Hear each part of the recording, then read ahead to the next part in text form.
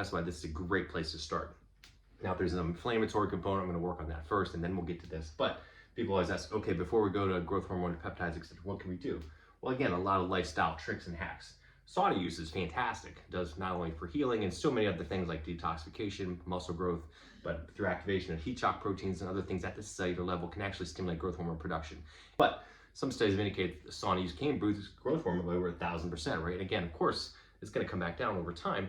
But again, just like when you're doing a peptide, you're getting a little burst of spike during the night. Your body makes growth hormone and getting these bursts. It goes up and down and up and down. That's okay. Sleep, integral, right?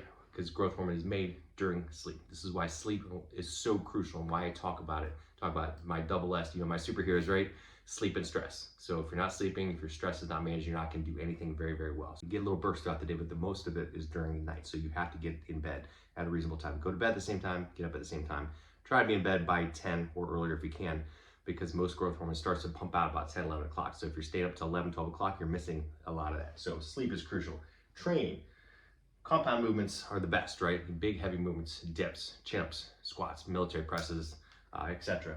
And blood flow band restriction is, interestingly, one of the better ways too. You can do lighter weights, especially if you have an injury or just don't want to lift heavy. Using BFR bands, you can actually get quite the pump, not only just the pump in terms of muscle pump, but growth hormone optimization. It works better than almost any other technique out there. So it's a cool way, very easy to do, to get a boost in your growth and anabolic hormones using BFR bands. A million supplements out people talk about all the time. Yes, they can help. Melatonin is one of the most underappreciated ones. You can triple your growth hormone by optimizing your melatonin. And at higher doses, it can actually help with anabolic potential in terms of muscle growth and other cellular processes. These things don't get talked about very much, but most people focus on the lower doses just for sleep, but it does so much more in terms of healing, anabolism, and more, which I'll talk about at another time. In terms of other supplements that can help with growth hormone, there's a lot of them been discussed.